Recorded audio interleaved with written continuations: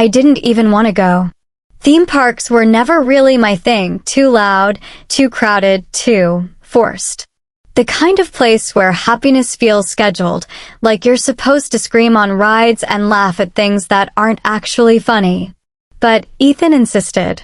"Come on, Minahill," he said, flashing that smile that used to make everything feel simple. "It'll be fun.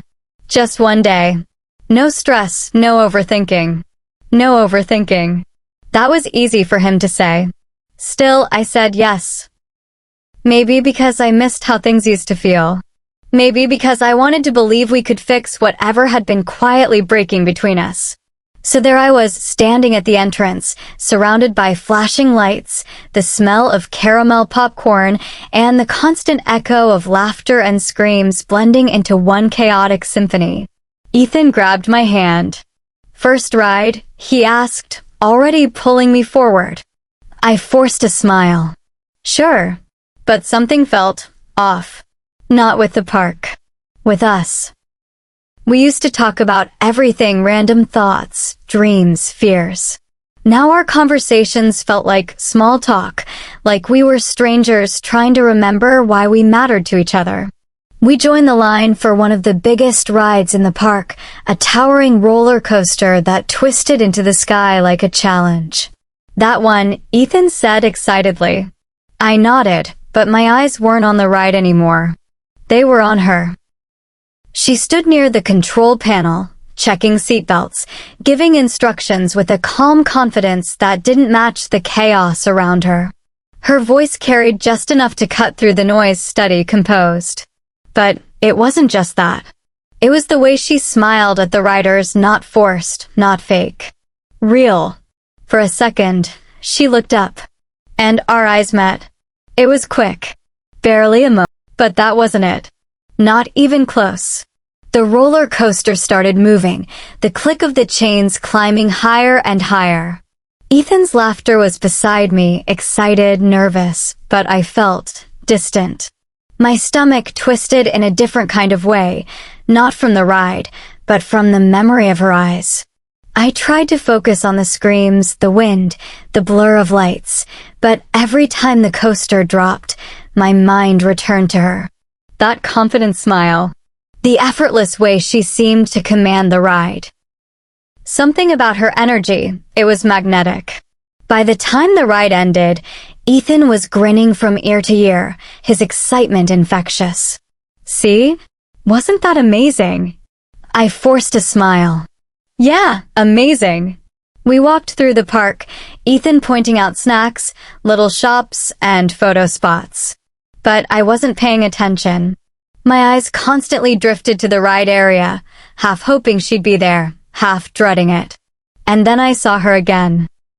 She was helping a small child strap in, kneeling down with patience I hadn't realized I admired so much. The way she moved, calm, reassuring, yet full of energy, it pulled me in like a magnet I didn't know existed. Ethan tried to pull me toward a cotton candy stand. Come on, let's get something sweet. I walked with him, barely tasting the sugary fluff on the stick. My mind was tangled, buzzing with confusion and curiosity. I knew what I was feeling wasn't simple attraction. It was something deeper, something I wasn't ready to name. Hours passed, rides blurred into each other, but she was always there, a steady presence at the edge of my awareness. Every laugh, every instruction she gave seemed to echo in my chest. By evening, the park lights cast a golden glow, and Ethan suggested one last ride before we left.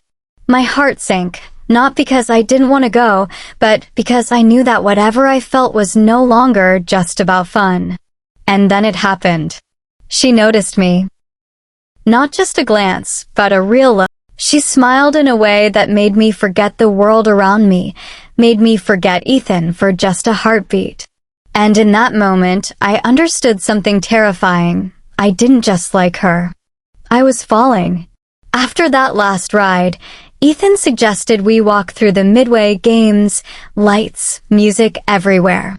He was still buzzing with excitement, trying to include me in his laughter. But I couldn't shake the pull toward her. She was there again, near the Ferris wheel this time, checking the safety harnesses, calling out instructions. Every gesture was precise, almost hypnotic.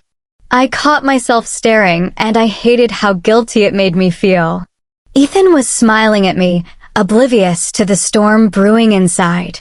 "Minahil, come on, try this game with me," he said, tugging me toward a ring toss.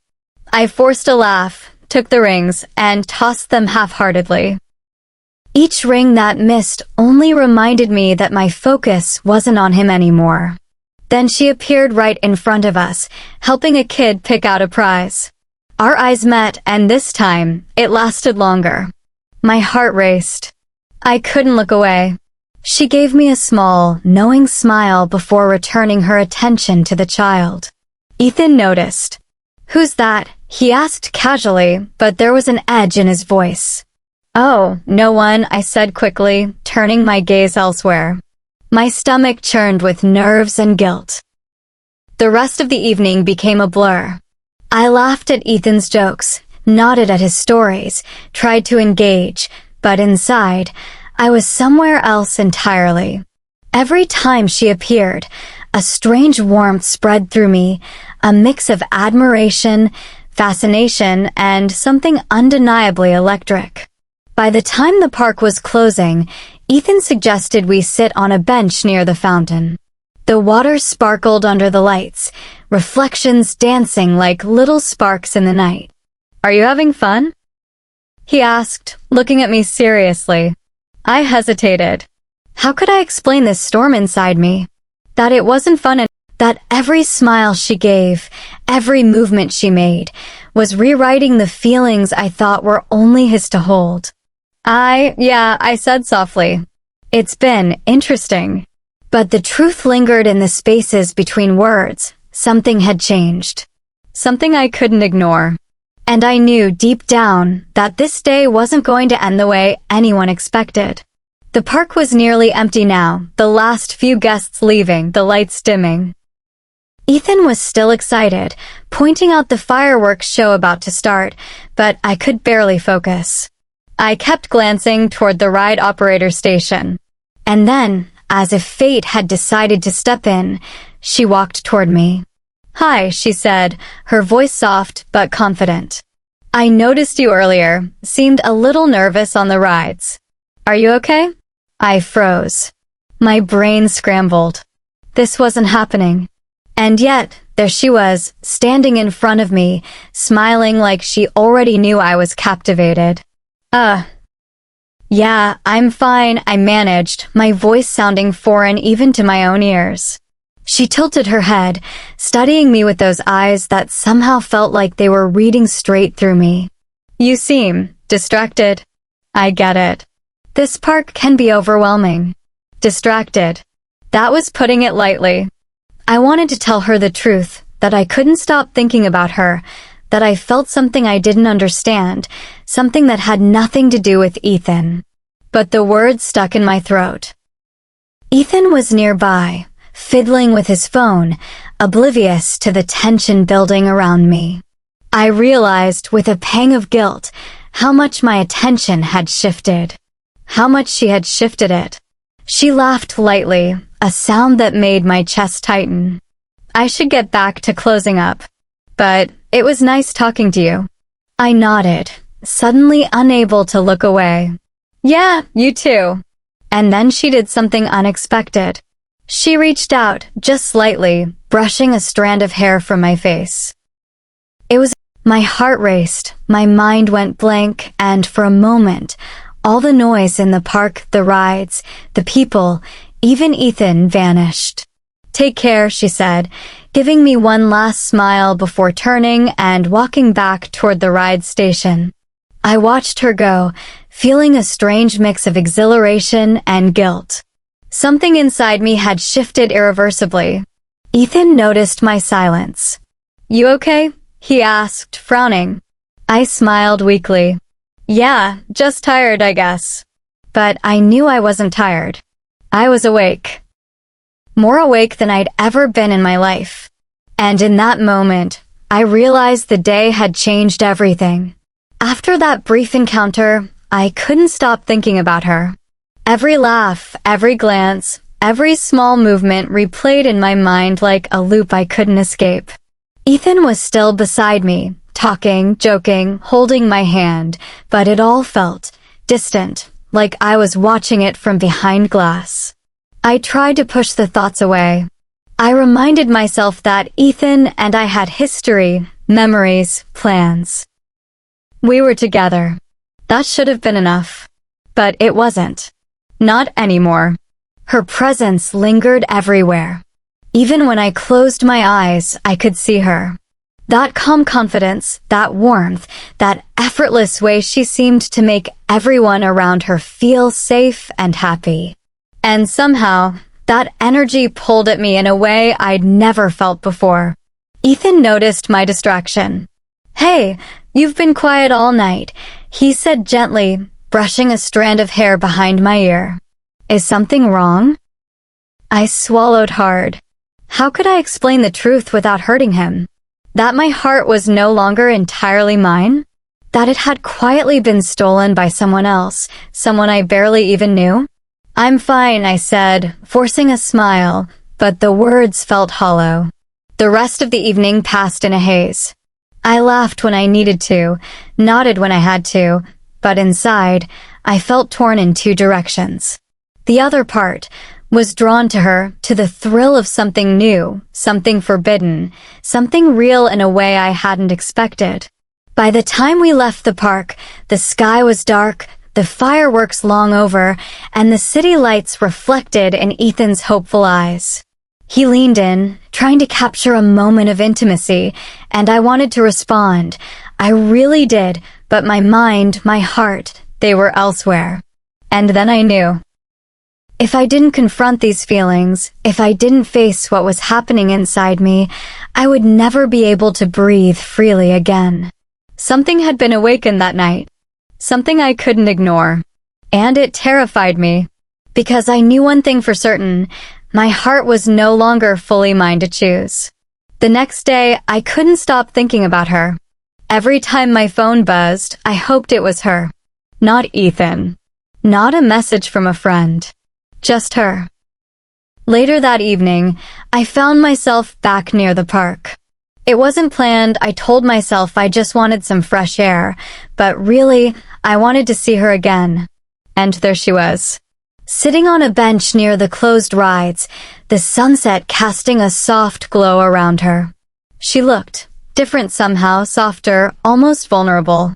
And yet, that spark, that magnetic energy, was still there. I hesitated. My feet felt heavy. My heart was pounding, but I couldn't turn away. She looked up, saw me, and smiled that small, knowing smile. "Hey," she said, patting the space next to her. "Come sit." I obeyed, words failing me. It felt surreal, like stepping into a world I wasn't sure I deserved. I was wondering, she began, her voice quiet now intimate. "You seemed different yesterday. Not just nervous, distracted, I mean.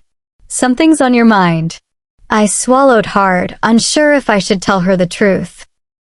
But there was a weight inside me, a pressure that demanded release.